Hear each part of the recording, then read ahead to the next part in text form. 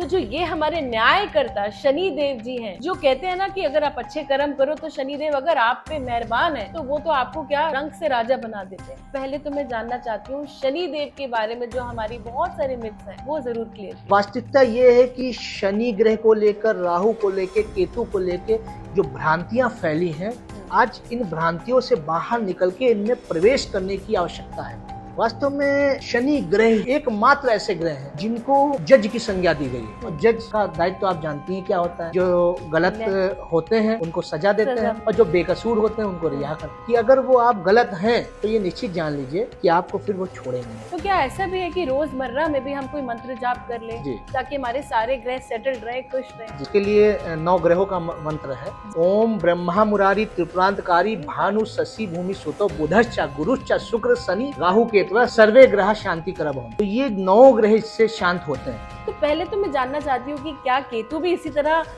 भय लेके आते हैं कि केतु बहुत अच्छे प्रभाव भी लाते हैं? केतु का स्वभाव, चूंकि केतु धड़ है, पे केतु आते हैं तो सबसे पहले आपको स्लो बना देते हैं, डिटैचमेंट आपके अंदर आ जाता है। जो भी व्यक्ति केतु से संबंधित समस्या झेल रहा है वो गणपति जी की पूजा करेगा तो आप ये निश्चित जान लीजिए केतु के जो बुरे प्रभाव हैं वो कम हो जाएंगे। पर आजकल तो हर दूसरा बंदा डिप्रेशन में है लिटरली, क्योंकि इतना स्ट्रेस है जीवन में। तो क्या ये प्रभाव केतु का ही है? क्या ये सब ग्रहों पे आता है? देखिए, जैसे आपने कहा कि सब ग्रहों पे ये प्रभाव आता है कि नहीं आता है, या हर व्यक्ति पे आता है नहीं आता है। जितनी डीप चीजें हैं, जो रहस्यमयी चीजें हैं, केतु से संबंधित जितने भी जातक हैं बड़े रहस्यमयी स्वभाव के होते हैं। कई लोग हैं, क्योंकि हम बात कर रहे हैं कि हम डॉग रखें, अब कई लोग हैं वो रख नहीं सकते और उनको ये उपाय करना है ताकि, तो क्या है कि उनको डॉग फीडिंग करनी हो या कुछ ऐसा, जैसे कई लोग कहते हैं कि चिड़िया को आप दाना दें, बाजरा दें, तो ये सब भी छोटे छोटे उपाय अगर कुछ आप बताएं। इसमें भी ये कॉन्सेप्ट आता है कि जो हमारे मतलब 5 जीव है, जैसे श्वान हो गया, गौ माता हो गई, आप कौवे को मतलब जो है कुछ खिलाते हैं, और या चींटी को आप आटा या मतलब पंजीरी देते हैं, या चिड़िया को, जैसा बाजरा आपने बताया कि चिड़िया को देते हैं। इन सब के माध्यम से भी ये जितनी नेगेटिव इम्पैक्ट है, नेगेटिव एनर्जीज है, ये बर्न हो जाती है। कभी कभी हमने देखा है किसी को सडनली कोई बहुत ही क्रोनिक डिजीज हो गई, किसी को कैंसर का पता चल गया और बहुत सडन हुआ, तो वो कौन सी ग्रह का प्रभाव है? क्या केतु की महादशा आती है। जो प्रारब्ध है अगर बहुत ज्यादा आपके हैवी है, ये मान के चलिए उस दौरान आपको बहुत सारी समस्याओं को हेल्थ से रिलेटेड, क्योंकि वो शरीर है, वो शरीर पे इम्पैक्ट डाल रहे हैं। जैसे राहु मानसिक समस्या दे रहा है तो केतु जो है वो शारीरिक समस्या के कारक है। नमस्कार दर्शकों, मैं हूँ सिमरन नागपाल और आज से एक शुरुआत करने जा रही हूँ एस्ट्रोलॉजी की यात्रा की। जी हाँ दोस्तों, एस्ट्रोलॉजी एक बहुत ही वास्ट साइंस है और हमारे दिमाग में बहुत सारे ऐसे सवाल होते हैं कि ग्रह हमारी जिंदगी में कैसा बदलाव ला रहे हैं, क्या ऐसा कर रहे हैं, क्या इस ग्रह से मेरी जिंदगी बदल सकती है, क्या ये ग्रह मेरी जिंदगी खराब कर रहा है। जी हाँ दोस्तों, ऐसे बहुत सारे सवाल लेके हम सब रोजमर्रा की जिंदगी जीते हैं। और अगर आपको पता चले कि आज से इस एपिसोड में हम ऐसी कुछ खास बातें करने जा रहे हैं तो आपको कितना अच्छा लगेगा कि हम कुछ ऐसे ग्रह जिनसे हम हर समय डरते हैं। जी हाँ दोस्तों, आज का जो एपिसोड है वो ऐसा ही एक खास एपिसोड है, क्योंकि हम 3 ऐसे कहने को तो मैं कहूंगी कि कुछ खतरनाक से ग्रह हैं। जी हाँ, पर वो इतने खतरनाक होते नहीं हैं। इस बारे में हम बहुत ज्यादा जानेंगे, क्योंकि आज हमारे बीच में उन ग्रहों को बात करने के लिए, जो कि है राहु, केतु और शनि। जी हाँ, इन तीनों ग्रहों से हम डर के रहते हैं, लेकिन इन ग्रहों के बारे में हमें पूरी तरह से, पूरे विस्तार में जो आज बताने जा रहे हैं, वो एक बहुत ही विख्यात एस्ट्रोलॉजर है। He is also a writer, वो लिखते भी हैं, एस्ट्रो कोच भी हैं और ना जाने कितनी जिंदगियां बदल चुके हैं। तो आइए दोस्तों, और देर नहीं लगाऊंगी, मैं आमंत्रित करना चाहती हूँ हमारे गेस्ट डॉक्टर कुंवर हर्षित राजवीर जी को हमारे इस एपिसोड में, जो कि इस पूरी सीरीज में हमारे बहुत सारे मिथ्स और बहुत सारी बातों का खुलासा करेंगे। आपका बहुत बहुत स्वागत है Kunwar. Thank you so much. आपसे मिलके बहुत अच्छा लग रहा है। बड़े सारे सवालों के साथ आज मैं आपके सामने बैठी हूँ। तो जैसे कि मैंने आज बात करी, दर्शकों से ये बताया कि हम बात करेंगे खतरनाक ग्रह। खतरनाक ही क्यों है ये, मतलब ऐसा क्यों लगता है, हमारे मन में भय आता है जैसे ही कोई बात करेगा राहु, और कभी हम किसी को लड़ते हुए देखते हैं तो कहते हैं अरे ये तो राहु केतु का इनका जो है कहते हैं ना कि लड़ाई है तो राहु केतु है। तो इस तरह की बहुत सारी बातें, बहुत सारी चीजें। और जैसे आप शनि के बारे में सुने तो लगता है अरे सरस्वती आ गई, अरे शनि आ गए। लेकिन जैसे हमने ये भी सुना है कि अगर शनि अच्छे हैं तो बहुत भला भी करके जाते हैं। अब बहुत सारे सवाल हैं, तो मैं चाहती हूँ कि आप हमें बहुत अच्छे से इन सारी परेशानियों का हल दे दें। देखिए, सबसे पहले मैं इन मिथ कह लूँ या मतलब ऐसी भ्रांतियां जो फैली हुई हैं उनको मैं समाप्त करना चाहता हूँ या उनका उत्तर देना चाहता हूँ। जी देखिए, सबसे पहले हमको जब भी हम राहु केतु या शनि के बारे में बात करते हैं जी। तो राहु केतु क्या है ये हमको जानना बहुत जरूरी हो जाता है। शनि क्या है, शनि का कार्य और दायित्व क्या है, ये जब हम समझ जाएंगे तो जितनी भ्रांतियां या जितनी चीजें उनके बारे में फैली हुई हैं उनसे हम ये मान के चलिए कि डरेंगे नहीं जी। हम उसके प्रति आकर्षित होके उन पे विश्वास करने लगेंगे। जी। सबसे पहले हम जब राहु केतु की बात कर रहे हैं तो हमको राहु केतु की जहां से उत्पत्ति हुई है वहां पे हमको पहुंचना पड़ेगा। राहु केतु की उत्पत्ति हमारे पुराणों में, हमारे जो है धर्म ग्रंथों में जो बताया गया है कि जब समुद्र मंथन हुआ जी। तो समुद्र मंथन के दौरान जब 14 रत्न निकले समुद्र से बारी बारी, पहला रत्न जो है हलाहल विष था और उसके बाद एक कौमुदी जो है माता लक्ष्मी निकली, चंद्रमा भी वहीं से निकले। तो जो 14 रत्नों में फिर जब अमृत निकला, अमृत भी एक रत्न है जी, जी। तो जब अमृत निकला तो ये हुआ कि देवताओं की प्रवृत्ति दूसरे टाइप की होती है और राक्षसों की प्रवृत्ति दूसरे टाइप की, सभी जानते हैं। जी। देवताओं का एक भावना ये है कि हमको समाज में या मतलब जो सृष्टि है उसमें हमको बेहतर करना है, अच्छा करना है, हमको व्यक्ति को वरदान देना है या उनके जो भी कर्म है उसके आधार पर फल देना है। और राक्षसी नीति जिसे हम तामसी गुण या तामसी मतलब प्रवृत्ति कहते हैं, तो उनकी नीति जो है वो अधिग्रहण की है, लोगों के साथ छल या मतलब इस प्रकार की सोच रखने की नीति या भावों को ही हम राक्षसी नीति कहते हैं। तो जब अमृत निकला तो ये हुआ कि भाई समुद्र मंथन, चूंकि एक तरफ दानव थे और दूसरी तरफ देवता थे, दोनों में ने मिलके ही समुद्र मंथन किया हुआ था और उस मंथन से जो भी चीजें निकलती उनमें दोनों का ही अधिकार था। तो ये हुआ कि जब अमृत निकला तो उसमें एक न्यायिक दृष्टि से कि भाई ये अमृत कौन पिएगा, ये मतलब सोचा गया कि इसको बांटने के लिए हम किसको जिम्मेदारी दें। तो उस समय भगवान श्री हरि विष्णु ने मोहिनी का रूप धारण किया और मोहिनी का रूप धारण करके उन्होंने कहा कि मैं बारी बारी एक बार देवताओं को एक बार दानवों को अमृत दूंगा, मतलब दूंगी। फिर उसके बाद जब वो जानते थे, चूंकि भगवान श्री विष्णु समस्त सृष्टि के हर एक व्यक्ति की बुद्धि, हर एक मतलब जीव की सोच तक जानते हैं, तो उस दौरान फिर ऐसा हुआ कि जब उन्होंने देवता को अमृत देने का निश्चय किया और जो मतलब असुर थे तो उनको जो सुरा होती है वो देने का जो है मतलब निश्चय लिया। ऐसे में राक्षसों की पंक्ति में बैठे एक स्वर भानु नाम के राक्षस ने ये देख लिया जी। वहां पे उसने देवता का रूप धर के वहां पे अमृत पान कर लिया विष्णु जी से। अच्छा। और जब एक राक्षस होने के बाद अमृत पान कर लिया तो उस अवस्था में चंद्रदेव ने ये भगवान श्री हरि विष्णु को बता दिया कि ये स्वर भानु राक्षस हैं और इन्होंने छल से अमृत पान कर लिया है। अब उसको आप छल कह सकते हैं, यूनिक माइंड कह सकते हैं, उत्सुकता कह सकते हैं, ये सारी चीजें उसने प्रयोग की जी। अब वहां पे चूंकि अमृत का पान कर ही चुके थे, अमृत के पान करने के बाद अब राक्षस भी थे, उनकी प्रवृत्ति भी ऐसी थी कि अमर होने के बाद सृष्टि में जो बैलेंस है उसको बिगाड़ने का वो प्रयास करते, अपने तत्वों के आधार पे समाज में वैसा कार्य करते। तो भगवान श्री विष्णु ने उनको अब वध तो कर नहीं सकते थे क्योंकि अमर हो गए, तो उनको दो हिस्सों में अपने सुदर्शन चक्र से बांट दिया। जो मुख हिस्सा है, जो सर का हिस्सा है वो राहु कहलाया और जो धड़ है वो केतु कहलाया। वहां से राहु केतु की उत्पत्ति हुई। लेकिन यहाँ पे जब हम राहु केतु की बात कर रहे हैं तब हम उनके हर गुणों पे बात करेंगे जी।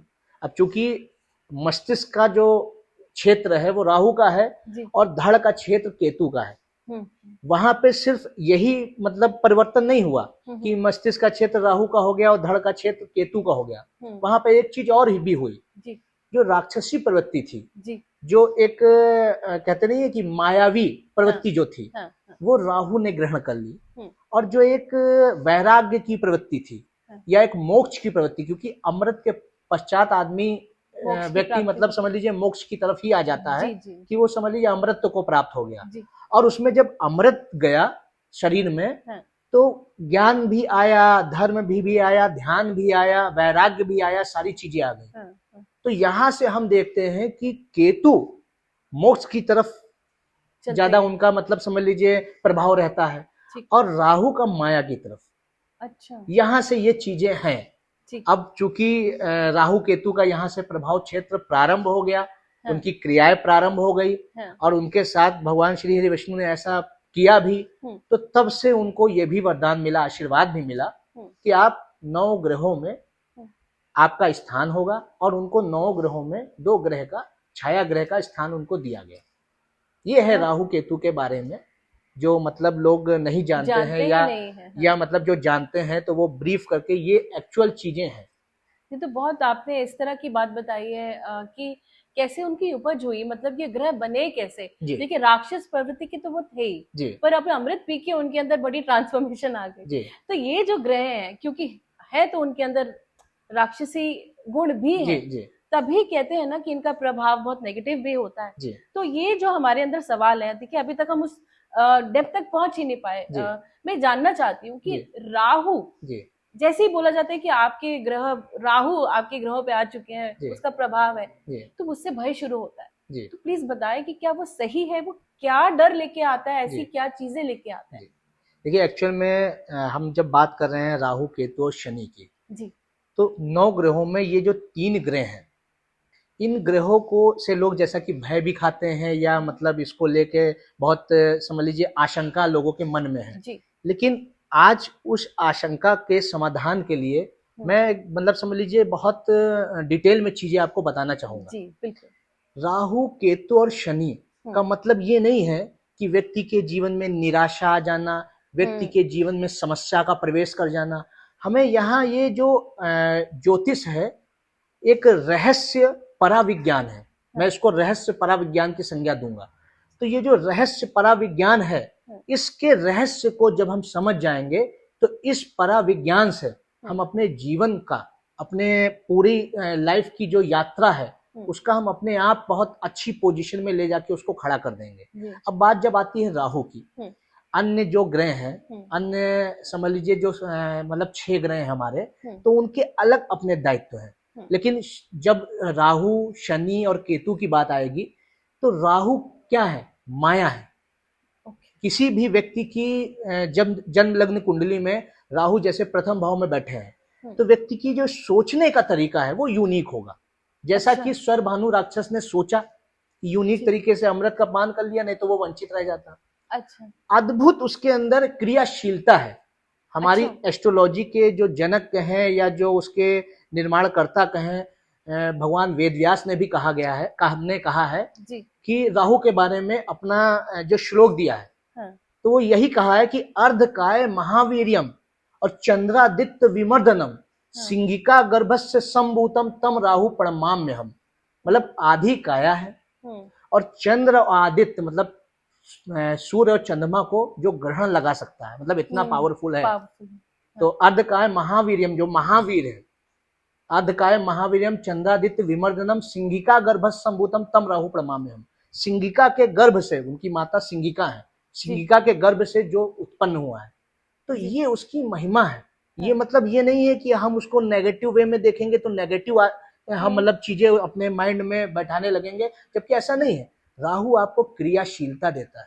कोई भी व्यक्ति आप नहीं देखेंगे जो इसके तन में लग्न भाव में राहु है, वो अपने पूरी जीवन यात्रा में कभी शांत नहीं बैठेगा।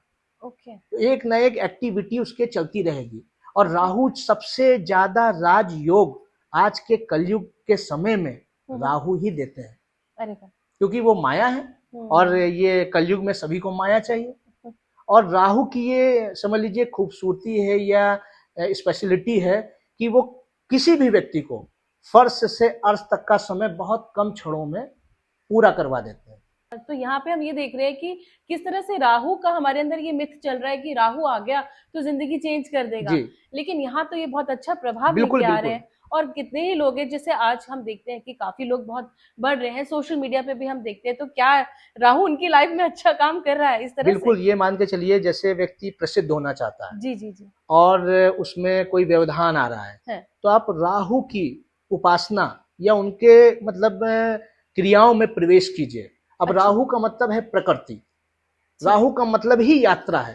अगर ओके। कोई भी व्यक्ति का राहु अगर उसकी कुंडली में खराब है जी। या मतलब बहुत अच्छे फल नहीं दे रहा है, कोई समस्या दे रहा है, हाँ। तो आप दो चीजें अपने जीवन में बैठा के रख लीजिए।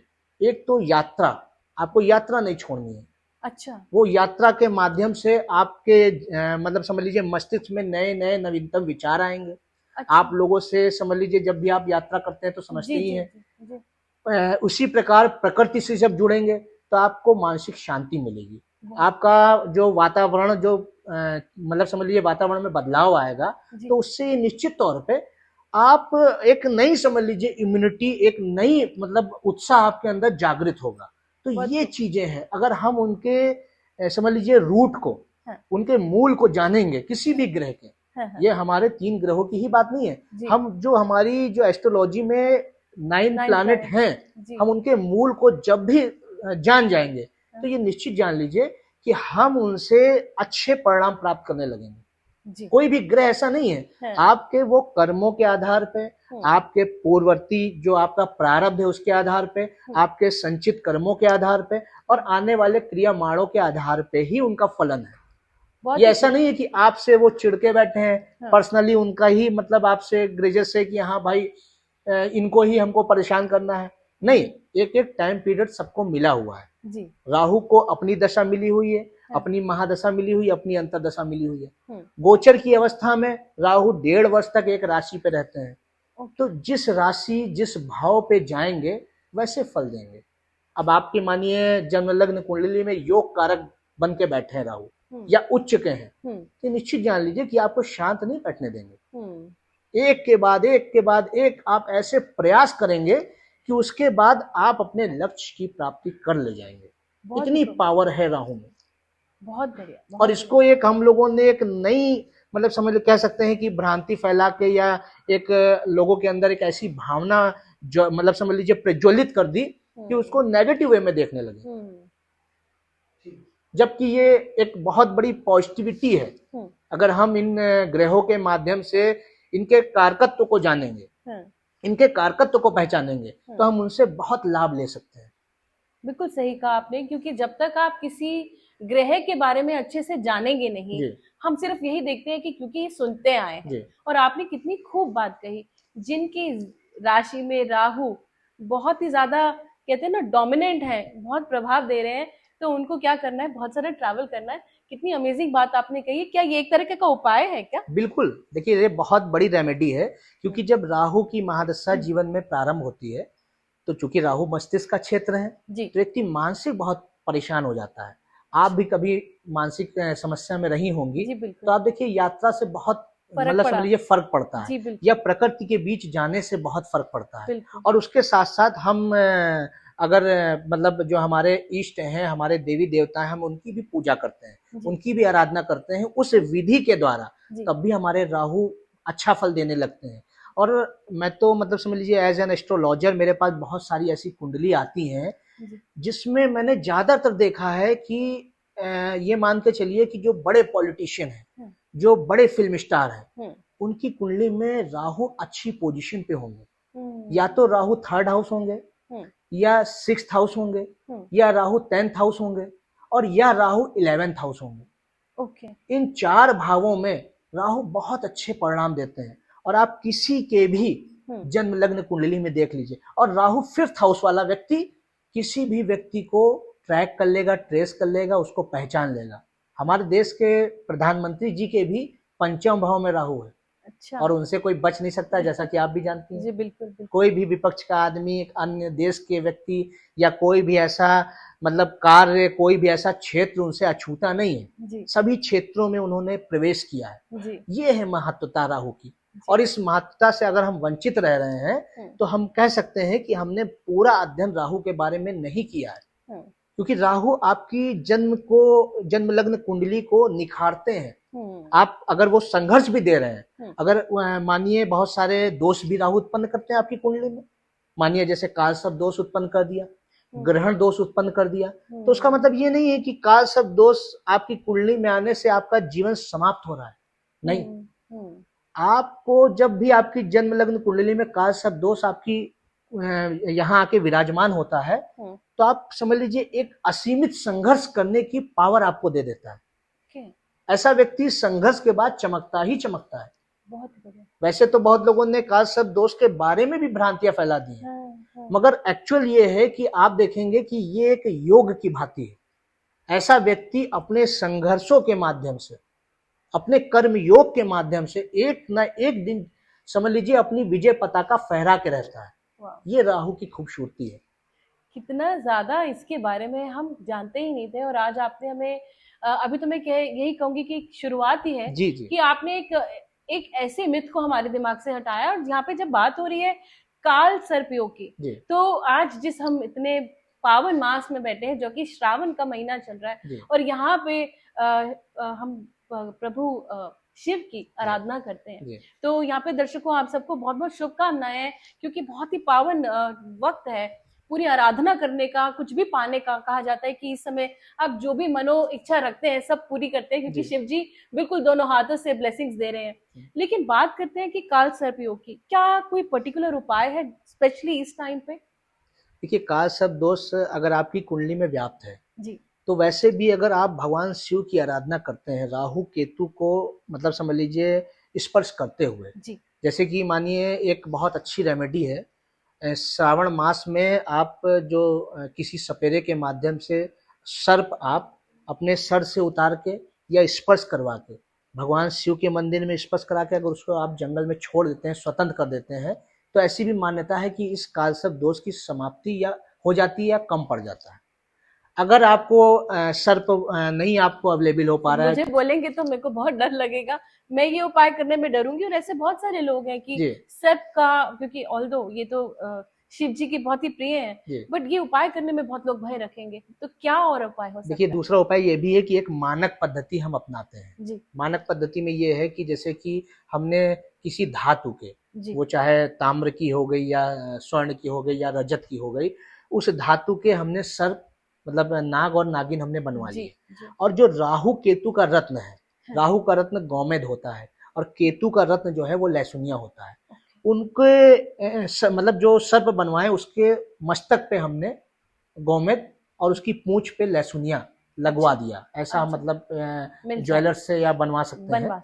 उसके बाद हमने अपनी नाभि और सर से स्पर्श करा के एंटी क्लॉकवाइज आप अपने सर से, जैसे कोई नजर वगैरह उतारते हैं आप बचपन में, माता जी दादी जी ने सबने उतारी होती है, तो उस तरीके से उतार के एक भावना ये जागृत करनी है कि ये जो दोष है जो हमारे जीवन में मतलब अथाह संघर्ष दे रहा है, या हम बहुत सारी विपदाएं से मतलब बार बार हम मिलते चले जा रहे हैं, या हमको सफल नहीं होने दे रहा है, तो आज से हे प्रभु ये मेरा दोष की शांति हो। और भगवान शिव की महिमा तो सभी जानते हैं जी। वो किसी भी दोष के समझ लीजिए उसको अपने अंदर लेने में या आपकी जो भी समस्याएं हैं उसका निदान करने में वो सक्षम है जी। भाई चराचर जगत के वो मात्र एक ऐसे मतलब समझ लीजिए इष्ट है, कैसे मतलब भगवान है जो भगवान भोले भी कहे जाते हैं जी, बिल्कुल। तो वो इस तरीके से आप अगर जाके उनके मंदिर में उसको दान करते हैं जी। तो ये भी एक रेमेडी है कि काल सर्प दोष कम हो जाता है, और वो जो उसके दुष्प्रभाव है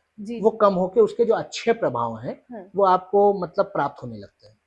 बहुत ही बढ़िया। तो दर्शकों आप यहाँ देख रहे हैं कि कितनी हमें जानकारी मिली है राहु के बारे में, और सबसे स्पेशल बात हमें पता चली कि जो ये महीना चल रहा है जो कि एक पावन महीना है, यहाँ पे आप काल सर्प योग का कितना अच्छा उपाय भी कर सकते हैं। रेमेडी जिसकी भी कुंडली में ये आ रही है दशा, तो जरूर ये रेमेडी कर सकते हैं।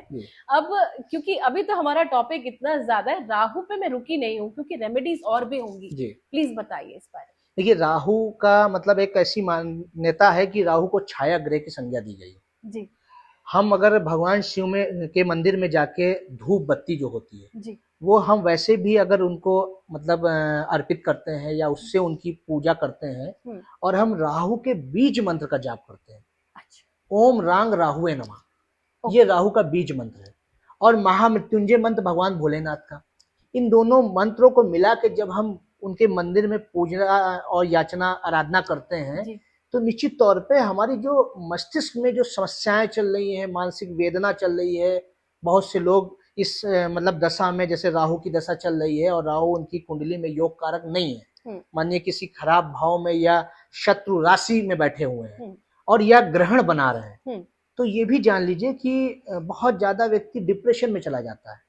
किसी से बात ना करना और बड़ा मतलब अजीब स्वभाव उसका हो जाता है। और राहु अलग अलग ग्रहों के साथ अलग अलग प्रभाव देते हैं।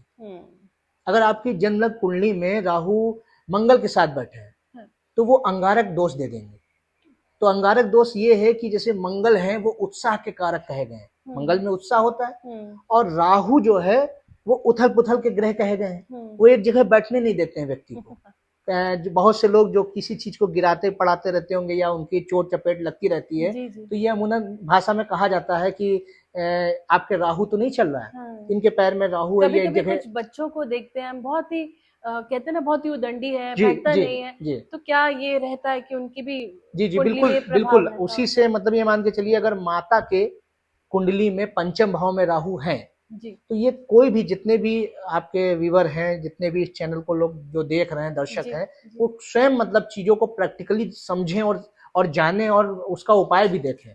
तो अगर पंचम भाव में किसी भी मतलब स्त्री जातक या पुरुष जातक की कुंडली में राहु ग्रह है, पंचम भाव संतान भाव कहा गया है, तो उसका जो मतलब जो बेटा होगा बेटी होगी, मतलब वो ज्यादातर कहा गया है कि बहुत मतलब शरारती या बहुत मतलब अलग ऊर्जा के साथ होते हैं, शैतान जिसको कहते हैं। बच्चों के लिए तो शैतानी शब्द यूज कर सकते हैं, तो वो इस प्रवृत्ति के होते हैं। तो ये भी देखा गया है कि, और राहु पंचम भाव में जो बैठते हैं तो कई बार समस्याएं भी दे देते हैं। वो ये मान के चलिए कि बच्चे होने में समस्या आती है, प्रेगनेंसी के दौरान बहुत बार मिसकैरेज वगैरह हो जाता है, तो उनको भी ये भगवान शिव के मंदिर में जाके और उनको राहु से संबंधित सामग्री या राहु से संबंधित पूजा, बीज मंत्रों का पाठ इस श्रावण मास में तो बहुत ज्यादा लाभकारी है। अगर वो जाते हैं, पूजा करते हैं, तो बहुत समझ लीजिए उनको रिलीफ मिलेगा। जब भी कभी राहु की समस्या चल रही हो तो आप एक तो माता सरस्वती की प्रतिदिन पूजा कीजिए, प्रतिदिन, क्योंकि देवी जो माता सरस्वती है वो ज्ञान की कारक है और राहु ज्ञान को ही हरते हैं। जब आपके कुंडली में जब नेगेटिव इम्पैक्ट राहु डालेंगे तो सबसे पहले आपकी मति भ्रष्ट कर देंगे या भ्रम आपके अंदर ला देंगे। कोई आपको लाभ देने वाला भी है, कोई अपना भी है, तो उससे दूर कर देंगे। वो पराया आपको महसूस कराने लगेंगे कि ये अपना नहीं है, ये पराया है, ये मतलब हमारे लिए नुकसान देने वाला व्यक्ति है। तो वो जो लाभ भी मिलना है तो वो नुकसान में बदल जाता है। तो इसीलिए जब आप माता सरस्वती की पूजा करते हैं तो ये भी जान लीजिए कि राहु आपके अच्छे परिणाम देने लगते हैं। और भगवान शिव की पूजा करेंगे तो भगवान शिव ने तो अपने हृदय में कहते नहीं कि उनके हृदय में सभी का वास है, और कंठ में हलाहल विष अपने बैठा के रखा है, जो हलाहल विष जो समुद्र मंथन में निकला था, जहाँ से राहु केतु की उत्पत्ति हुई है।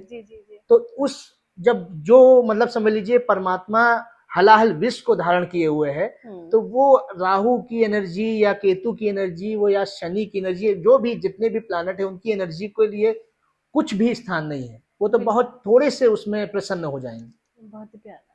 तो ये चीजें हैं कि अगर आप प्रॉपरली राहु की रेमेडी करते हैं तो आप भगवान शिव के मंदिर में जाके विधिवत पूजा करके भी लाभ ले सकते हैं। अदरवाइज जब आप ऐसी स्थिति होती है कि व्यक्ति पूजा पाठ में मन नहीं लगता, ये भी कहा गया है कि जो व्यक्ति की राहु की महादशा चल रही हो तो महामृत्युंजय मंत्र ओम त्र्यंबकम यजामहे सुगंधिम पुष्टिवर्धनम उर्वारुक्मि वंदनान मृत्योर्मुक्षिमामृतात्, इसका जो है 108 टाइम अगर आप जाप करते हैं तो उससे भी बहुत ज्यादा समझ लीजिए रिलैक्स मिलता है। और ये सभी लोग करके देखें जिनके राहु से संबंधित कोई दोष हो कुंडली में, या राहु से संबंधित अंतरदशा या महादशा चल रही है, तो ये उनको बहुत ज्यादा शांति मिलेगी और शिवत्व उनके अंदर आएगा। जब आप महामृत्युंजय मंत्र पढ़ेंगे भगवान शिव का, तो शिव भगवान ध्यान धारणा सभी कुछ है उनके अंदर। बिल्कुल। जिन्होंने शक्ति को धारण कर रखा है वो है शिव। शिव। तो उनको मतलब ये मान के चलिए, जब उनकी पूजा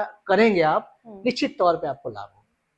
तो आपने यहाँ बात बहुत ही ज्यादा इम्पोर्टेंट बात यहाँ पे हमें पता चली है कि हम शिव की उपासना करें। अब जैसे हमने बोला कि राहु का दोष है, अगर मेरे पे दोष नहीं है, लेकिन और अगर मैं एक नॉर्मल हूँ, मेरे सारे ग्रह बहुत बढ़िया चल रहे हैं और मैं चाहती हूँ कि मैं हर रोज सभी ग्रहों को पूछती हुई अपना दिन शुरुआत करूँ, तो क्या ऐसा भी है कि रोजमर्रा में भी हम कोई मंत्र जाप कर लें ताकि हमारे सारे ग्रह सेटल्ड रहे, खुश रहे? जी जी, देखिए उसके लिए 9 ग्रहों का मंत्र है जी। ओम ब्रह्मा मुरारी त्रिपुरांतकारी भानु शशि भूमि सुतो बुधश्च गुरुश्च शुक्र शनि राहु केतु सर्वे ग्रह शांति कर भवन्तु। तो ये 9 ग्रह इससे शांत होते हैं। अब अगर भगवान शिव पे जल अर्पित करते हुए आप इस मंत्र का जाप करते हैं, बहुत अच्छा है, अति उत्तम है। आप अपने इष्ट जिनकी भी पूजा करते हैं, मानिए आपके इष्ट, आपने एक धारणा बना के रखी है कि बजरंगबली आपके इष्ट हैं, आप उनकी पूजा करते हुए 9 ग्रहों का पाठ कीजिए। क्योंकि जो मतलब ग्रह है उन्हीं को सृष्टि को चलायमान रखने का दायित्व तो मिला हुआ है। वो हमारे कर्म फल दाता हैं, जितने भी ग्रह हैं। ऐसा नहीं है, देखिए कर्म फल दाता के लिए शनि का ज्यादा प्रयोग करते हैं कि शनि देव कर्म फल दाता है, सभी ग्रह। तो जैसा कि मैंने बताया आपको कि जो भी हमारे 9 प्लैनेट हैं, 27 स्टार्स हैं जिनको नक्षत्रास हम कहते हैं, तो उन सभी को दायित्व मिला हुआ है। हमारे 9 ग्रहों को अलग अलग ऊर्जा क्षेत्र, कार्य क्षेत्र और अलग अलग दायित्व मिले हुए हैं। और जो सृष्टि के नियामक हैं, जो सृष्टि के कर्ता धर्ता हैं, उन्होंने हम जीवों को के मतलब समझ लीजिए कार्य क्षेत्र या जीवों के जीवन में जो भी चीजें घटित हो रही हैं वो उनके अधीन कर दिए। अब जिसको मतलब हमारा कमांड मिला है, तो वो मतलब समझ लीजिए जाहिर सी बात है कि वो यही चाहेगा कि हम अनुशासन में चलें, हम नियम में चलें, हम सत्यता की ओर चलें, हम ऐसी अवस्था में चलें जिससे मतलब हमारा कल्याण हो। क्योंकि हमको उत्पन्न करने वाला यही चाहेगा कि हम बहुत अच्छी दिशा में अपने आप को लेके जाएं। अब जब हम गलत दिशा में जाएंगे या प्रकृति की जो नियम है या उसके चलन या उसके कार्य में अगर हम बाधा उत्पन्न करेंगे, तो दंड भी तो हमको वही देंगे जिनकी प्रकृति है जी। प्रकृति हमारी आपकी तो है नहीं जी। प्रकृति तो परमात्मा की है। तो उस परमात्मा की प्रकृति में जो भी नियम भंग करता है, वो चाहे एक कहते नहीं है कि कर्म जो है वो सबसे बड़ा नियम है, परिवर्तन जो है सबसे बड़ा नियम है। समस्त सृष्टि, समस्त प्रकृति, सौर मंडल, जो गैलेक्सी है, वो सब कर्म कर रही है। और हम जब अकर्मण्यता की तरफ जाते हैं, हम जब आलस्य की तरफ जाते हैं, तो ये सारे प्लैनेट वैसे डिफरेंट परिणाम हमको देने लगते हैं। तो हमें ये ध्यान रखना है कि हमारे जीवन में कौन सा ग्रह महत्वपूर्ण है हमारे लिए, हमें कैसा जीवन जीना है, ये हम कुंडली के माध्यम से जान सकते हैं। और हम ये भी मतलब यहाँ तक जब हम राहु केतु और शनि की बात करते हैं, तो हमको ये बहुत कायदे से समझना होगा कि राहु के तत्व क्या है, केतु के तत्व क्या है, शनि के तत्व क्या है। जब आपने जीवन की रथ यात्रा लेके निकलते हैं, तो राहु माया है, केतु मोक्ष है, शनि वैराग्य है। साथ ही साथ शनि वो कर्म, वो वैराग्य है जो न्यायिक है। अगर आप न्यायिक यात्रा के साथ, न्यायिक मतलब दृष्टि से अपने कर्मों को करते हैं और वैराग्य धारण करते हुए, कोई फल की इच्छा नहीं, कोई ऐसी भेद भाव नहीं, कोई ऐसी भावना नहीं जिससे मतलब समझ लीजिए वो प्रकृति में इम्बैलेंस हो, हम दूसरे के प्रति देख के हीन भावना लाएं या कलुषित भावना लाएं, आपका शनि तुरंत खराब हो जाएगा। और ये बैलेंस अगर हम मतलब करते हुए चलेंगे, तब जो हमारे जीवन की रथ यात्रा है बहुत सुगम, बहुत सरल होगी। हमको माया भी मिलेगी, हमको मोक्ष भी मिलेगा। और इन दोनों के जो कर्ता धर्ता है वो शनि है, क्योंकि शनि कर्म योगी है, आपको कर्म योगी बनाएंगे। शनि आपके जीवन में अनुशासन लाएंगे, और जो भी व्यक्ति अनुशासित होगा उसको माया के साथ मोक्ष मिल ही जाएगा। बहुत ही खूब। तो यहाँ पे आपने हमें बताया कि कैसे राहु, केतु, शनि, अगर हम अपने कर्मों को अच्छा करें तो ये बात तो हमें बचपन से ही सिखाई जाती है कि जी अच्छे डीड्स करो, जी अच्छी सोच रखो। जी लेकिन फिर भी ग्रह अपने काम कर ही जाते हैं। अगर जी जैसे आपने बताया कि अभी 2.5 साल के लिए हम बात कर रहे थे कि किस तरह से शनि जी कभी 2.5 साल के लिए किसी ग्रह पे बैठते हैं, 7.5 सती भी होती है, जी जिसके बारे में मैं पूरा विस्तार से जानना चाहूंगी जब हम जी शनि के बारे में करेंगे। जी लेकिन अभी मैं जानना चाहती हूँ कि केतु, जी जो हमारा ये ग्रह है, अब जी राहु का हमने जाना कि किस तरह से उनकी उपज हुई, जी इसी तरह केतु भी वहीं से ही उपजे हैं, जी लेकिन फिर भी वो बहुत नेगेटिविटी के साथ आते हैं। जी और मैंने बहुत बार ये सुना है कि अगर आप केतु है, आपके जीवन में उसका प्रभाव ज्यादा है, तो आप अपने घर में एक पेट रख लीजिए। जी तो ऐसी बहुत सारी बातें हैं कि अगर आप एक काले कुत्ते को जी दूध देते हैं, जी काफी ऐसे कुछ ऐसे उपाय मैंने काफी लोगों से सुने हैं जी और देखा भी है लोग करते हैं। तो पहले तो मैं जानना चाहती हूँ कि क्या केतु भी इसी तरह भय लेके आते हैं कि जी केतु बहुत अच्छे प्रभाव भी लाते हैं, और अगर लाते हैं तो क्या क्या हम इनकी रेमेडी कर सकते देखिए, जब भी हम राहु केतु की बात करते हैं, हैं? अब हम वर्तमान में चूंकि केतु के टॉपिक पे बात कर रहे हैं, वास्तव में हमको समझना होगा कि केतु के बेसिक पॉइंट क्या है। हम्म मतलब जैसे कोई ग्रह है तो वो क्या फल देता है, हम्म उसका स्वभाव कैसा है। हम्म केतु का स्वभाव, चूंकि केतु धड़ है, हम्म सबसे पहले जब भी आपकी किसी राशि पे या आपके लग्न भाव मतलब प्रथम भाव या हम्म पंचम भाव हम्म पे केतु आते हैं, हाँ, तो सबसे पहले आपको स्लो बना देते हैं, अच्छा, डिटैचमेंट आपके अंदर आ जाता है, ओके, क्योंकि केतु वैराग्य के कारक है हम्म और केतु मोक्ष के कारक हैं। तो मोक्ष और वैराग्य तभी मिलेगा जब आप उत्साह डिटैच, और जी डिटैचमेंट हो जाएगा आपके अंदर। वो चाहे आपके रिश्तों में हो, हम्म वो चाहे आपकी अपनी योजनाओं में हो, हम्म वो चाहे आप अपनी जो अचीवमेंट्स हैं या गोल्स बना के बैठे हैं, हम्म, तो उसमें भी वो शिथिलता ला देते हैं। अच्छा, वो आपको एक जगह मतलब समझ लीजिए स्टैटिक करने की कोशिश करते हैं। ओके, केतु के ये मतलब खूबसूरती कह लीजिए या केतु का ये जो है कृत्य है। हाँ हाँ हाँ और जब भी केतु मतलब आपकी जन्मलग्न कुंडली में आपको समस्या दें हाँ, और या मतलब ऐसी महादशा वगैरह जा रही हो, हम्म, तो आप ये समझ लीजिए सबसे पहले सावधान हो जाइए कि शरीर को आपको हाँ, शारीरिक मतलब बड़ी आपको ध्यान देना है। ओके, अगर आपने अपने शरीर का ध्यान नहीं दिया, हम्म तो बहुत बार ऐसा भी होता है कि आप दो एनर्जी एक साथ वर्क कर रही हैं आपके शरीर में। एक तो ग्रह इम्पैक्ट डाल रहा है, उसकी महादशा चल रही है हम्म या वो गोचर में आकर वैसे परिणाम दे रहा है, हम्म और एक आपने पहले से जो ऊर्जा लेके बैठे हैं। हम्म, क्योंकि केतु के जस्ट बाद आती है शुक्र की महादशा, और अच्छा केतु के जो पूर्व की महादशा है वो बुध की है। अच्छा, अब बुद्ध की महादशा में आपने खूब बुद्धि चलाई, खूब हम्म मतलब मौज मस्ती की, क्योंकि बुद्ध को राजकुमार की संज्ञा प्राप्त है। अब वो जब बुद्ध की महादशा के बाद जब केतु की महादशा आएगी, तो व्यक्ति शून्य सा हो जाता है हम्म कि ये मेरे साथ क्या हो रहा है। मैं तो बहुत अच्छा जीवन जी रहा था, बहुत अच्छे मैंने यात्राएं की थी, लोगों के साथ मेरे संबंध बहुत अच्छे थे, क्योंकि वो राजकुमार की महादशा थी। और उसकी महादशा के बाद जब केतु की महादशा आएगी, केतु है वैराग्य मोक्ष के कारक, तो अच्छा, वो व्यक्ति को जब बिल्कुल डिटैच करके एक जगह स्थापित कर देते हैं, बैठा देते हैं, लोगों से दूर कर देते हैं, तब व्यक्ति बहुत ज्यादा सोचने में पड़ जाता है। ऐसा व्यक्ति, यही जो राहु के साथ समस्याएं होती हैं, ऐसी समस्याएं केतु के साथ होती हैं कि जो भी ऐसे व्यक्तियों की महादशा अंतरदशा या गोचर की अवस्था चलती है, हम्म तो लोग देखे जाते हैं कि डिप्रेशन में चले जाते हैं, एंजाइटी हो जाती है, डीप थिंकर हो जाते हैं, ओहो, बहुत ज्यादा नेगेटिव सोचना है। इन सब चीजों में जब भी हम्म व्यक्ति समझ लीजिए प्रवेश करना प्रारंभ करे, तब आप देवताओं में प्रथम पूजनीय, प्रथम वंदनीय गणपति जी को आप अपना इष्ट मान के, अपना देवता मान के, आप कर्ता धर्ता मान के उनकी आराधना पूजा प्रारंभ कर दीजिए। ओके, जो भी व्यक्ति केतु से संबंधित समस्या झेल रहा है, हम्म वो गणपति जी की पूजा करेगा, तो आप ये निश्चित जान लीजिए कि केतु के जो बुरे प्रभाव हैं वो कम हो जाएंगे, हम्म और जो अच्छे प्रभाव हैं हम्म, वो व्यक्ति के जीवन में आने लगेंगे। बहुत खूब।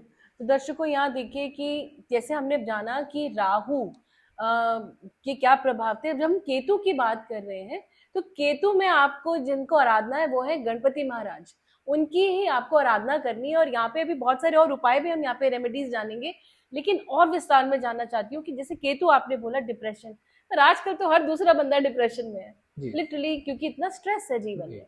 तो हर कोई ये बात बोलता है कि अरे मेरे को तो बहुत स्ट्रेस चल रहा है, अरे ये तो क्योंकि कंपटीशन का जमाना है, आपको हर समय नंबर 1 रहना है। तो क्या ये प्रभाव केतु का ही है, क्या ये सब ग्रहों पे आता है? देखिए, जैसे आपने कहा कि सब ग्रहों पे ये प्रभाव आता है कि नहीं आता है, या हाँ। हर व्यक्ति पे आता है नहीं आता जी है। जी। देखिए, ये व्यक्ति का, जैसे एक व्यक्ति की औसत आयु 80 वर्ष की होती है या 100 वर्ष की होती है, मतलब जितना भी समय व्यक्ति को परमात्मा ने दिया है, जी। उस दौरान अलग अलग प्रकार की महादशाएं व्यक्ति को मिलती हैं। जैसे किसी व्यक्ति के जीवन में सूर्य भाग्येश है या योग कारक है, लग्न का स्वामी है, पंचम का स्वामी है, तो सूर्य की महादशा 6 वर्ष की होती है। उसके बाद की जो महादशा है उस चंद्रमा की आ जाती है। चंद्रमा की महादशा 10 वर्ष की होती है। इसी प्रकार मंगल की महादशा 7 वर्ष की होती है। केतु की भी महादशा 7 वर्ष की होती है। ओके। और केतु की महादशा के बाद की ही जो महादशा है वो शुक्र की है। जब भी व्यक्ति आध्यात्म से रिलेट हो जाएगा, जिस टॉपिक पे हम और आप बात कर रहे हैं जी। ये भी एक समझ लीजिए आध्यात्म का टॉपिक है, साथ ही साथ केतु का टॉपिक है जी। पूरी एस्ट्रोलॉजी केतु पे ही इर्द गिर्द घूमती है। अच्छा। क्योंकि जितनी डीप चीजें हैं, जो रहस्यमयी चीजें हैं, केतु से संबंधित जितने भी जातक हैं बड़े रहस्यमयी स्वभाव के होते हैं। गुप्त चुप रहना, बिल्कुल शांत रहना, ज्यादा किसी से बहुत ज्यादा घुलते मिलते नहीं है। केतु से संबंधित व्यक्ति हमारे जो भगवान श्री हरि विष्णु के जो अवतार भगवान श्री कृष्ण थे, उनके भी प्रथम भाव में केतु बैठे थे। पूरा जीवन उनका रहस्यमयी रहा। कोई जान नहीं पाया कि ये स्वयं अवतार है। कैसी लीलाएं उन्होंने की। प्रेम में भी विरह मिला उनको। देख, आप जानते हैं राधा कृष्ण की कहानी हर व्यक्ति जानता है। तो ये चीजें जो होती हैं वो किसी से अछूती नहीं है, लेकिन समयावधि के अनुसार ये चीजें प्राप्त होती रहती हैं। अगर जब तक आपको केतु की महादशा मिल रही है तब तक केतु के फल आपको प्राप्त हो रहे हैं। फिर जैसे ही आपको केतु के बाद की महादशा मिली तो वैसे फल प्राप्त होते हैं। अब एक व्यक्ति के जीवन में, जैसे आपने बताया कि रोजमर्रा की जिंदगी में बहुत लोग डिप्रेशन में जाते हैं, बहुत लोग एंजाइटी हो जाती है और हमेशा व्यक्ति सोचा करता है, तो ऐसा नहीं है। एक समय अवधि होती है। आप तमाम फेमस लोगों के माध्यम से आपने सुना होगा जो बहुत अच्छी ग्रोथ की है कि एक समय मेरे जीवन में ऐसा आया था लेकिन मैं उससे निकल गया। तो वो कहीं से ऐसे नहीं निकला, या तो वो उसने एस्ट्रोलॉजिकल कोई ट्रीटमेंट किया, रेमेडी किया, या तो उस दशा को उसने पार किया, उस दशा को भोग लिया, और उसके बाद की जब अच्छी दशा आई तब उसको जीवन में अपनी योजनाओं जो भी बना के रखी थी उसमें सफलता मिल गई। और होता यह है कि जब आपकी कोई नेगेटिव दशा महादशा चल रही हो तो आप अपने कर्माश को स्ट्रॉन्ग कर दीजिए, पॉजिटिव कर्म शुरू कर दीजिए, आप आध्यात्म की तरफ जुड़ जाइए, सत्कर्मों की तरफ जुड़ जाइए, तो वो आगे आने वाली जो महादशा आपको प्राप्त होगी उसमें आपके जो जीवन की जितनी भी योजना है वो फलीभूत हो जाएगी। बहुत ही खूब आपने बात कही। तो यहाँ पे मैं ये भी जानना चाहती हूँ कि अब हमारे ये ग्रह अगर जिनके खराब है तो क्या कोई दान पुण्य होता है? कोई ऐसा उपाय जो कई लोग, चलिए कि कई लोग ऐसे हैं कि घर पे हैं, अगर डिप्रेशन की स्टेट में है तो काफी ऐसा मेंटल स्टेट होगा कि वो कहीं जाना ही नहीं चाहते, कुछ करना नहीं चाहते, लेकिन हाँ उनके घर वाले उनके बिहाफ पे करें, चाहे घर बैठ के ही कुछ उपाय करें, तो वो कौन से ऐसे अचूक उपाय हो जिससे उनको इस ग्रह की जो दृष्टि है, जो नेगेटिव दृष्टि है, उससे हटे और वो ठीक हो? तो क्या उपाय हो सकता है? देखिए, सबसे जो पहले आपने बात कही थी कि बहुत लोग डॉग मतलब जो है उसको पेट रखते हैं, तो ये बहुत अच्छा उपाय है। क्योंकि वो आपके समझ लीजिए आपको क्रियाशील भी रखेगा, क्योंकि उसके भी दायित्व आपके ऊपर आ जाएंगे। और वो चूंकि ऐसा नहीं है कि वो अपने चीजें आपसे कह सकता है या मतलब वो आपसे कनेक्टिविटी, वो भाव के आधार पर कनेक्टिविटी बनाता है, भाषा के आधार पर नहीं बनाता है। तो एक वो स्वयं आपकी ऊर्जा जागृत होगी कि उसका ध्यान रखना आप प्रारंभ कर देंगे। दूसरी बात, उसकी जो एक अच्छी एनर्जी है वो आप तक पहुंचेगी। केतु के जो मतलब कहा गया है कि जब डॉग आप पेट आप रखते हैं उसके जो देवता होते हैं वो मतलब पेट जो है वो सवारी है काल भैरव की। और जो बहुत बड़ी डार्कनेस है जिसको कहते हैं, बिल्कुल ऐसी अवस्था जो मतलब सबसे मतलब अंत अवस्था कह सकते हैं, वो काल भैरव की मतलब भयावह अवस्था है।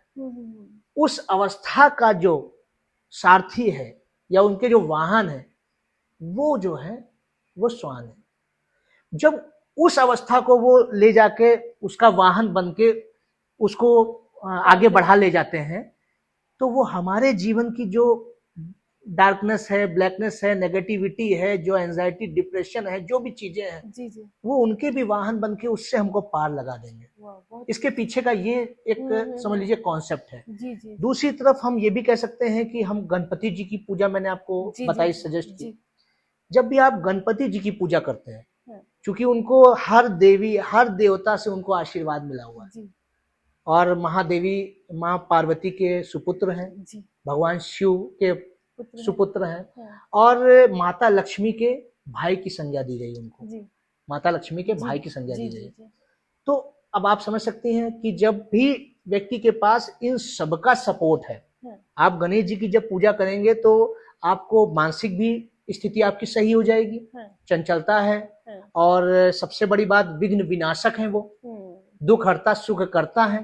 तो ये सारी जो नेगेटिव, मतलब समझ लीजिए एनर्जी है, जो इम्पैक्ट आपका हो रहा है आपके ऊपर, वो सब धीरे धीरे धीरे धीरे वो चीजें आपके जीवन से कम होती जाएंगी। और जब माता लक्ष्मी की ब्लेसिंग्स आपके ऊपर होंगी, तो आपका हाफ माइंड तो उधर ही आपका बढ़ जाएगा जी, कि अच्छी ऊर्जा हमको प्राप्त हो रही है, तो जीवन से नेगेटिविटी और चीजें बंद होने लगती हैं। माता लक्ष्मी को मतलब जो कहा गया है कि शुक्र भी जिससे मतलब रिलेट करते हैं, वो माता लक्ष्मी है। और केतु के मतलब महादशा के बाद शुक्र की ही महादशा आती है। जी, तो जब भी आप गणेश जी की पूजा करेंगे, केतु को ध्यान में रखते या केतु की समस्या से ग्रसित होते समय, तब ये मान के चलिए आप लक्ष्मी जी की भी आराधना कर पा रहे हैं, या उनकी कृपा भी आप प्राप्त कर ले रहे हैं। अरे वाह, तो इस तरीके से आपके जीवन से जो भी दुख है, जो भी संकट है, जो भी विघ्न बाधाएं हैं, वो समस्त चीजें गणपति पूजन से ही दूर हो जाती हैं। बहुत ही इतनी बढ़िया। ज्यादा मतलब समझ लीजिए ऊर्जा है उनके अंदर, हम्म, इतनी पॉजिटिव एनर्जी है उनके अंदर। ऐसा बहुत महसूस किया है, स्पेशली उन दिनों में जब गणेश चतुर्थी आती है और जब जी। गणपति महाराज किसी के घर ब्लेसिंग और वो उनके घर आए, जी। तो उस घर की ऊर्जा, उस घर में कितनी पॉजिटिविटी और कितना कुछ दे के वो जाते बिल्कुल हैं। बिल्कुल। तो ये हमने खुद अपनी आंखों से खुद महसूस भी किया है। लेकिन मैं आगे और ये भी जानना चाहती हूँ कि कई लोग हैं, क्योंकि हम बात कर रहे हैं कि हम डॉग रख लें, जी। अब कई लोग हैं वो रख नहीं सकते जी। और उनको ये उपाय करना है जी। ताकि तो क्या है कि उनको डॉग फीडिंग करनी हो जी। या कुछ ऐसा, जैसे कई लोग बिल्कुल। कहते हैं कि चिड़िया को आप दाना दें, बाजरा दें, तो ये सब भी छोटे छोटे उपाय अगर कुछ आप बताएं। देखिए, आप इसको, वैसे तो हमारे जो 5 यज्ञ हैं जी, उसमें भूत यज्ञ एक होता है, हम्म, विश्व देव यज्ञ जिसको बोलते हैं। हम्म, तो ये मान के चलिए, या देव विश्व यज्ञ, हम्म, ये मतलब इसमें भी ये कॉन्सेप्ट आता है हम्म, कि जो हमारे मतलब 5 जीव है, हम उनका मतलब ख्याल रखते हैं, उनकी सेवा करते हैं। जैसे श्वान हो गया, गौ माता हो गई, आप कौवे को मतलब जो है कुछ खिलाते हैं, और या चींटी को आप आटा या मतलब पंजीरी देते हैं। जी जी, तो इन सब माध्यमों से, हाँ, ये चिड़िया को, जैसा बाजरा आपने बताया कि जी, चिड़िया को देते हैं, जी, इन सब के माध्यम से भी ये जितनी नेगेटिव इम्पैक्ट है, हाँ, नेगेटिव एनर्जीज है, ये बर्न हो जाती है और हम्म, पॉजिटिविटी आपके अंदर आती है। क्योंकि एक मनुष्य को तो प्रतिदिन भोजन कराना एक आज के समय में भाई बहुत बहुत मतलब वो हो जाता है कि भाई अपना परिवार ही व्यक्ति वो कर रहा है, उसका पालन पोषण कर रहा है, तो डेली आप सैकड़ों लोगों को कैसे भोजन करा पाएंगे। जी, लेकिन आप एक साथ हजारों चींटियों को, लाखों चींटियों को, एक साथ हजारों चिड़िया को, एक साथ मतलब कई संख्या में श्वान को, गौ माता को, उनको आप उनकी ब्लेसिंग ले सकते हैं, उनकी सेवा कर सकते हैं, उनको फीडिंग करा सकते हैं। तो उससे आपके जो प्रारब्ध है वो भी कटता है। खाली उसी समय की जो एनर्जी है वही मतलब समझ लीजिए बैड एनर्जी ही नहीं कम होती है, उसके साथ भी चीजें आपके अंदर प्रवेश करती हैं और उनकी ब्लेसिंग अलग मिलती है, जीवात्मा की ब्लेसिंग मिल रही है। तो ये क्या कम बड़ी बात हुई? बिल्कुल। और परमात्मा भी उससे प्रसन्न हो रहे हैं जी, जी, कि जिस मतलब ये मान के चलिए जो कार्य मुझे करना है, जो मेरा चीज है, दायित्व है, वो ये माध्यम मैंने इसको बनाया है, तो वो भली भांति उसको पूर्ण कर रहा है, अपने दायित्व की पूर्ति कर रहा है। और ये 5 यज्ञों में से एक यज्ञ भी है। अच्छा, जो हमारे जीवन में 5 यज्ञ हैं, उनमें से एक यज्ञ भी है। मैं यहाँ दर्शकों को कहना चाहती हूँ कि अगर आप किसी भी तरीके का, देखिए ग्रहों का प्रभाव तो है, आज किसी न किसी ग्रह ने कोई ना कोई प्रभाव देना है, कभी अच्छा तो कभी बुरा, लेकिन हमें क्या करना है, हमें एक बहुत अच्छे कर्म करते हुए अगर हम इन पांचों चीजों में, जैसे आपने अभी बताया कि अगर हम किसी भी पशु पक्षी को अगर फीड करते हैं तो उनकी ही ब्लेसिंग्स हमें मिलती है, तो हमारे कितने ग्रह शांत होते होंगे। बिल्कुल जी। जब भी आप किसी का अच्छा करते हैं तो डेफिनेटली परमात्मा आपको अच्छा देते ही है।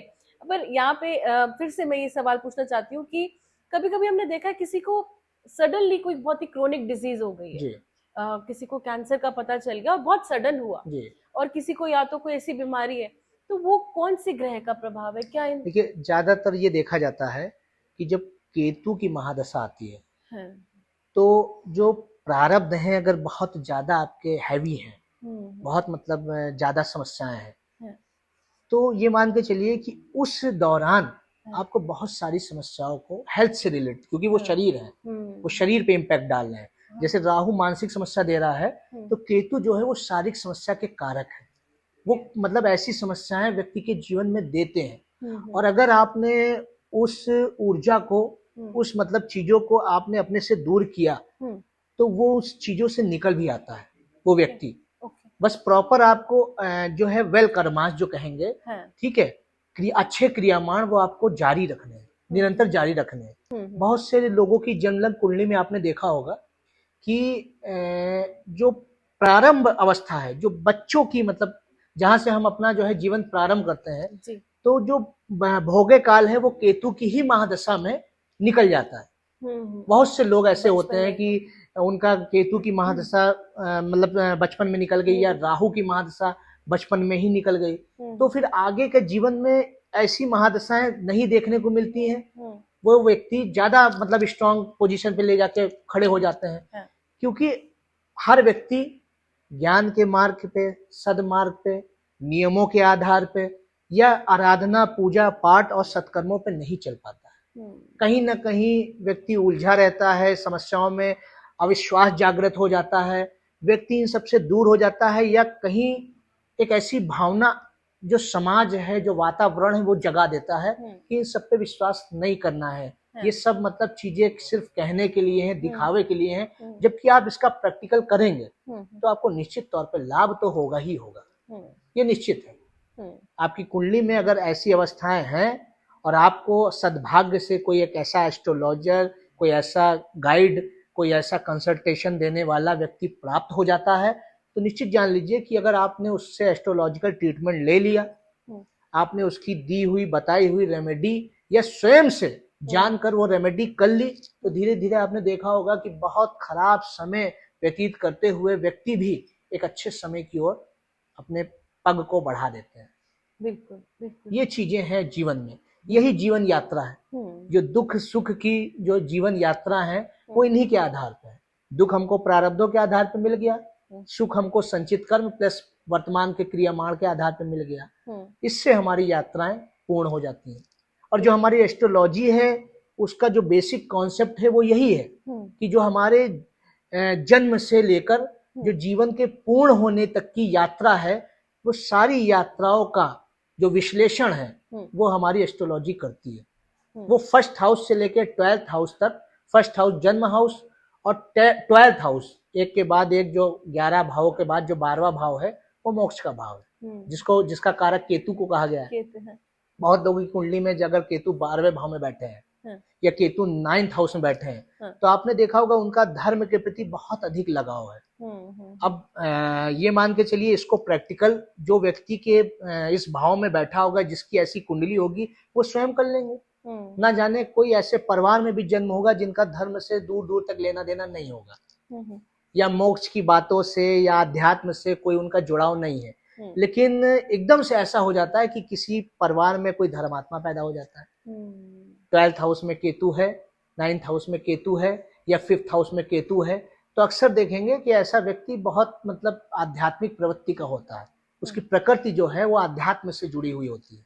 वो इसका रीजन यही है। और अगर हमारे कुंडली के ग्रहों के आधार पे हमारी एक्टिविटीज मैच कर रही है, तो इसका मतलब ये एक बहुत बड़ा प्रमाण है एस्ट्रोलॉजी का। जी जी, बहुत बड़ा प्रमाण है कि ये सारी चीजें कितनी मतलब समझ लीजिए महान हैं, या जो हमारे जो सुपर साइंटिस्ट थे, ऋषि मुनि महात्मा, जिन्होंने इस चीजों की खोज की, ये विद्या, परा विद्या, महाविद्या हम लोगों तक पहुंचाई, तो उन्होंने कितना मतलब विशेष कार्य किया है, कितना बड़ा सागर, ज्ञान का सागर या कितना बड़ा उपहार हमको दिया है। और उसके प्रति हम लोगों को कृतज्ञ होना चाहिए, उनका धन्यवाद देना चाहिए और इस पर विश्वास करके हमको अपने जीवन में एक ज्योति जलानी चाहिए। जी बिल्कुल सही कहा। बहुत मतलब दुर्भाग्य होता है लोगों के जीवन में जो आध्यात्म से, धर्म से, सत्कर्म से, हमारे जो भी ये मान के चलिए वैदिक परंपराएं हैं, उनसे वो लाभ नहीं ले पाते हैं। ये बड़ा, बहुत बड़ा समझ लीजिए दुर्भाग्य है लोगों का। जी जी जी। तो यहाँ पे मैं दर्शकों से फिर से एक बार ये कहना चाहती हूँ कि बहुत सारे मिथ्स के साथ हम जीते हैं। काफी लोग हमने देख रहे हैं कि एस्ट्रोलॉजी में भी बिलीव नहीं करते हैं, क्योंकि आप परेशान हैं, ये हैं, और आप कहते हैं कि अरे क्या कर लेंगे, कैसे, क्या उपाय करेंगे।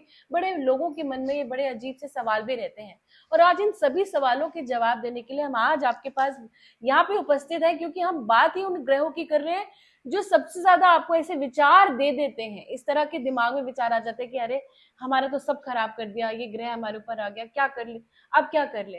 तो आइए अब आगे की और हम अपनी इस यात्रा में, क्योंकि हमने कहा था कि एस्ट्रोलॉजी की यात्रा चल रही है, तो जो ये हमारे न्यायकर्ता शनि देव जी हैं, जो कहते हैं ना कि अगर आप अच्छे कर्म करो तो शनि देव अगर आप पे मेहरबान है तो वो तो आपको क्या रंग से राजा बना देते हैं।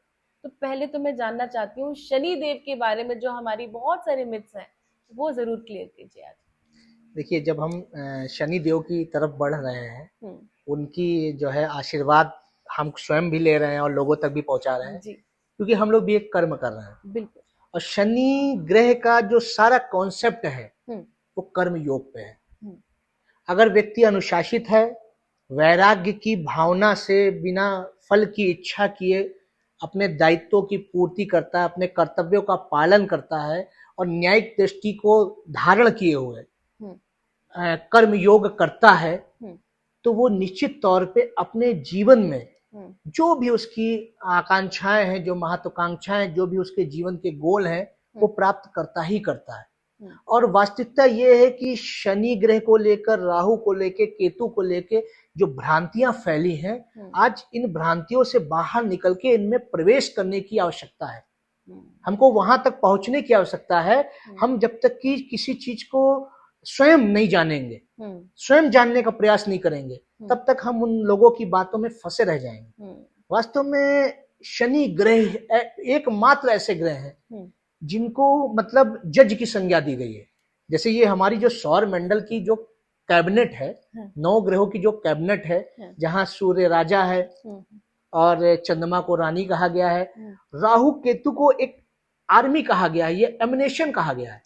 आर्मी है राहु केतु। जी जी जी। आप बैठे हैं, अचानक से आपके मन में कोई ऐसा विचार आ गया है कि चलिए मैं ये काम करता हूँ, नया शुरुआत करता हूँ, और आपको एकदम से अकस्मात लाभ मिलने लगा, तो ये राहु के तत्व हैं, ये राहु के कारकत्व हैं।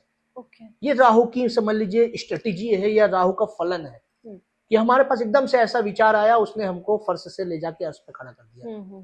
ये चीजें राहु की हैं। वैसे मैंने केतु का जैसा कि बताया। अब राहु केतु की एक और स्पेशलिटी है, जब भी राहु नीच के होंगे तो केतु स्वतः नीच के होंगे, क्योंकि वो दोनों एक दूसरे से 180 डिग्री पे हैं। जब भी राहु उच्च के होंगे, केतु भी उच्च के होंगे। तो ये चीजें हैं कि जब भी आप माया में हैं और आपने शनि देव की मतलब चीजों को आपने स्मरण में रखा है, तो मोक्ष तक आप यात्रा कर ले जाएंगे। जब हम इसी को लेके बातचीत कर रहे हैं, जी। तो बीच बीच में राहु केतु का जिक्र बार बार आएगा, क्योंकि ये समझ लीजिए उन शनि देव के एक जज के, एक न्यायाधीश के, ये दोनों समझ लीजिए आर्मी है। एक उत्सुकता या एक बहुत मतलब चीजों को समझना और एक वैराग्य की भावना, एक आध्यात्म मुक्ति, ये एक चीज है। और जज का दायित्व आप जानती हैं क्या होता है। बिल्कुल भाई, जो गलत होते हैं उनको सजा देते हैं और जो बेकसूर होते हैं उनको रिहा करते हैं। तो शनि देव इसी मामले में उनको मतलब सबसे अलग देवता कहा गया है, अलग ग्रह कहा गया है कि अगर वो आप गलत हैं तो ये निश्चित जान लीजिए कि आपको फिर वो छोड़ेंगे नहीं, और आप सही हैं तो आपको कोई टच नहीं कर सकता है। ये शनि देव की एक मतलब खूबसूरती है, या उनकी एक ऐसी समझ लीजिए वैल्यू है बहुत से लोग बात करते हैं शनि की 7.5 के विषय में। तो कुंवर साहब यहाँ पे मैं इस टॉपिक में, क्योंकि शनि देव के बारे में बहुत कम समय में बात करना जस्टिस नहीं होगा। हमारे सारे दर्शक जो देख रहे हैं वो बहुत उत्सुक हैं, क्योंकि ये ऐसा ग्रह है जैसे आपने बताया कि न्याय करते हैं, तो इनके बारे में कम शब्दों में या कम समय में सुनना या जानना जस्टिस नहीं होगा। तो मैं यहाँ पे दोस्तों से आगे लेना चाहूंगी। हमारे साथ कुछ समय की पाबंदी है, लेकिन अगले एपिसोड में पूरे विस्तार से हम बात करेंगे शनि के बारे में। और दोस्तों, अगर आप चाहते हैं कि आपके मन के सवाल हो राहु केतु या किसी भी ग्रह को लेके, तो हमारे एक्सपर्ट, हमारे विख्यात एस्ट्रोलॉजर हमारे साथ जुड़े हैं। आप अपने क्वेश्चंस भेज सकते हैं और आपको डेफिनेटली उन सभी क्वेश्चंस का, उन सभी जानकारी मिलेगी, हर चीज का उपाय मिलेगा इस दिए गए नंबर पे, या आप हमारे YouTube पे मैसेज भेज सकते हैं। हमें किसी भी तरह से आप जुड़ेंगे, हम आपकी हर बात का जवाब जरूर देंगे। आपका यहाँ पे आने का बहुत बहुत धन्यवाद। तो फिर से मिलते हैं अगले एपिसोड में। Thank you so much.